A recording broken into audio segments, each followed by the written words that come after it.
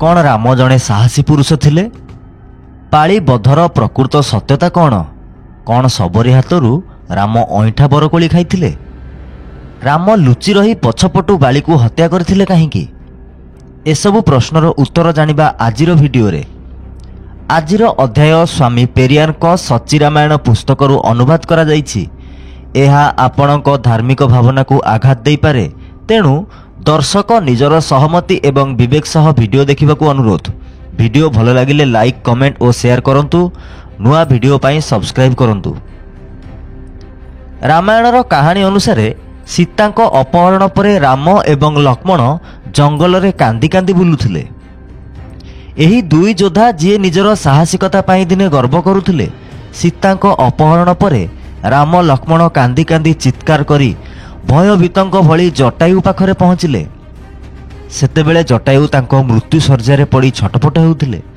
वाल्मीकि रामायणर अरण्य कांड 68तम सर्ग 32-33 नंबर श्लोक अनुसार जटायु को संतुष्ट करिया पई शक्तिशाली यशस्वी राम लक्ष्मण सहित जंगल को जाई अनेक बड़ मोटा मोटा हरिण को हत्या करथिले।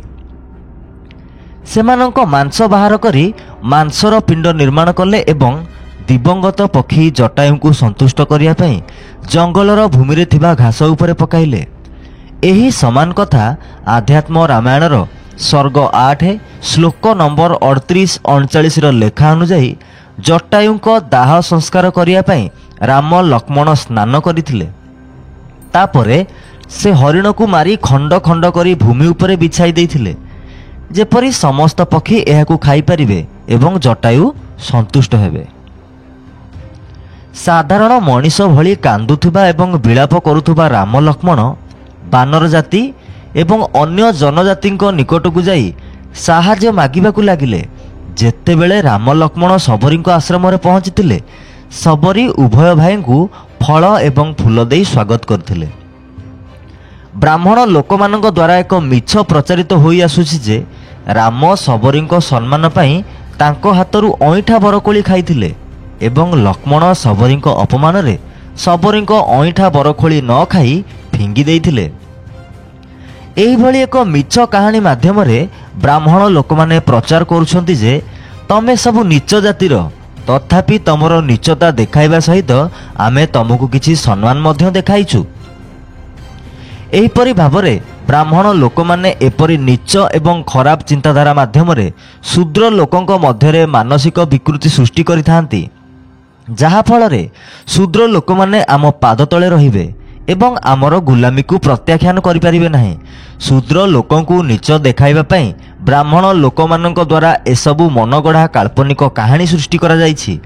कौनसी रामायण रे लेखा नाही जे राम सबरी हाथरू अईठा बरकोली खाइथिले। राम एवं तुलसीदास सबरी माध्यम रे कहिचंती जे से एक निम्न जातिर एवं महिला जाति मध्य सबुठारु नीच एवं अपवित्र।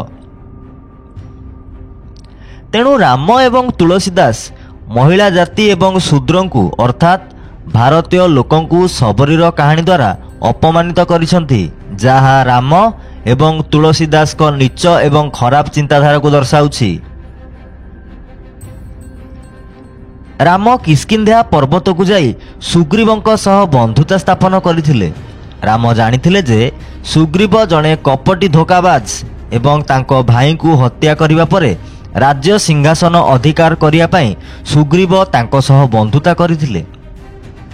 बालीर विश्वासघातक भाई सुग्रीवंक पई राम गछ पछरे लुचि रही बाली को पछपटु आक्रमण करी हत्या करथिले। ये होचंती सेही राम जिए बाली सहित मुहामुही युद्ध करने को साहस जुटे पार नथिले। मूर्ख अज्ञानी लोक माने राम को जड़े साहसी योद्धा भाव में विवेचना करती एवं ब्राह्मण माने तांकु जोरसोर प्रशंसा करती।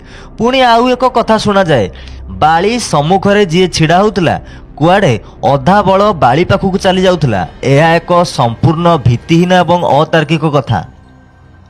बाली को हत्या करिया बेले राम तांको कार्य को यथार्थ बोली दर्शाई बाली को कहिथिले जे पुरुष रूपी पशु मानक संबंध रे धर्म को अनुसरण करिबा जरूरी नुहे एवं से बाली को एथिपाई हत्या करथिले जे बाली कुआडे विवेकपूर्ण आचरण करुनथिले।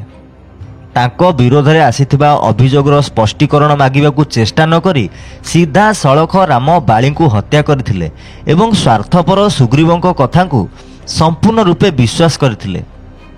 ନିଜର ସ୍ୱାର୍ଥକୁ ପୂରଣ କରିବା ପାଇଁ ରାମ ନିଜେ ସେହି ସୁଗ୍ରୀବଙ୍କ ଆଗରେ ମୁଣ୍ଡ ନୁଆଇଥିଲେ, ଯିଏ ବିଲକୁଲ ଅଯୋଗ୍ୟ ଏବଂ ବିଶ୍ୱାସଘାତକ ଥିଲେ। ବାଳୀ ତାଙ୍କ ଭାଇଙ୍କୁ ହତ୍ୟା କରିବାକୁ ଚାହୁଁନଥିଲେ। ସୁଗ୍ରୀବ ତାଙ୍କ ଭାଇ ବାଳୀ ସହିତ ଏକ ଅନାବଶ୍ୟକ ଝଗଡ଼ା କରିଥିଲେ। ବାଳୀ ଅହିଂସା ପ୍ରକୃତିର ଥିଲା, ଅର୍ଥାତ୍ ତାଙ୍କଠାରେ କୌଣସି ଦୋଷ ନଥିଲା, କାରଣ ସେ ତାଙ୍କ ଭାଇଙ୍କୁ ହତ୍ୟା କରିବେ ନାହିଁ ବୋଲି ନିଜ ପତ୍ନୀଙ୍କୁ ପ୍ରତିଶ୍ରୁତି ଦେବା ପରେ ହିଁ ଯୁଦ୍ଧକ୍ଷେତ୍ରକୁ ଆସିଥିଲେ। ବାଳୀ ଜଣେ ଧୈର୍ଯ୍ୟବାନ ଏବଂ ଶକ୍ତିଶାଳୀ ବ୍ୟକ୍ତି ଥିଲେ। ସେ ଜଣେ ସଚ୍ଚୋଟ ଏବଂ ନ୍ୟାୟବାନ ବ୍ୟକ୍ତି ଥିଲେ। ମୁହାଁମୁହିଁ ଯୁଦ୍ଧରେ ତାଙ୍କୁ ପରାସ୍ତ କରିବାକୁ କେହି ସାହସ କରିପାରୁନଥିଲେ। ସେ ଅନେକ ମହାନ ବ୍ୟକ୍ତିଙ୍କ ପ୍ରିୟ ବନ୍ଧୁ ଥିଲେ। ସେ ଭୁଲରେ ରାମଙ୍କୁ ଜଣେ ସଚ୍ଚୋଟ ବ୍ୟକ୍ତି ବୋଲି ଭାବିଥିଲେ। ବାଳୀଙ୍କ ମୃତ୍ୟୁ ପରେ ସୁଗ୍ରୀବ ତାଙ୍କ ଗୁଣ ବିଷୟରେ କହିଥିଲେ ଯେ ସେ ଜଣେ ଶ୍ରେଷ୍ଠ ଭାଇ ହରାଇବା ପରେ ବଞ୍ଚିପାରିବେ ନାହିଁ। ମୁଁ ନିଆଁକୁ ଡେଇଁ ମୋର ଜୀବନ ବଳିଦାନ ଦେବି। ଏପରି ଜଣେ ମହାନ ବ୍ୟକ୍ତିଙ୍କୁ ହତ୍ୟା କରିବା ଉପରେ ରାମ ସ୍ପଷ୍ଟୀକରଣ ଦେଇ କହିଥିଲେ ଯେ ହିଂସାତ୍ମକ ପଶୁକୁ ହତ୍ୟା କରିବାରେ ଧର୍ମର ନିୟମ ପାଳନ କରିବା ଆବଶ୍ୟକ ନୁହେଁ। ଶେଷରେ ଗୋଟିଏ ପ୍ରଶ୍ନ ମନରେ ଉଙ୍କି ମାରୁଛି, କ'ଣ ବାଳୀ ଏକ ହିଂସକ ପଶୁ ଥିଲା କି? ନିଜେ ବିଚାର କରନ୍ତୁ। ପୁରାଣ ଶାସ୍ତ୍ରରେ ଲେଖାଯାଇଥିବା ମନଗଢ଼ା କାହାଣୀକୁ ବୁଝିବାକୁ ଚେଷ୍ଟା କରନ୍ତୁ।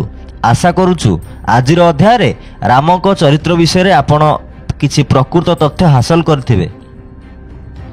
ଭିଡ଼ିଓ ଭଲ ଲାଗିଲେ ଲାଇକ୍ କରନ୍ତୁ, ଭିଡ଼ିଓକୁ ସେୟାର କରନ୍ତୁ, କମେଣ୍ଟ ବକ୍ସରେ ନିଜର ମତାମତ ଦିଅନ୍ତୁ। ନୂଆ ଭିଡ଼ିଓ ଦେଖିବା ପାଇଁ ଚ୍ୟାନେଲକୁ ସବସ୍କ୍ରାଇବ୍ କରନ୍ତୁ, ବେଲ୍ ଆଇକନ୍ରେ କ୍ଲିକ୍ କରନ୍ତୁ। ଆମକୁ ଆର୍ଥିକ ସହଯୋଗ କରିବା ପାଇଁ ଆମ ଚ୍ୟାନେଲକୁ ଜଏନ୍ କରିପାରିବେ। ଦେଖାହେବ ଆଉ ଏକ ନୂଆ ଶିକ୍ଷଣୀୟ ଭିଡ଼ିଓରେ। ନମସ୍କାର।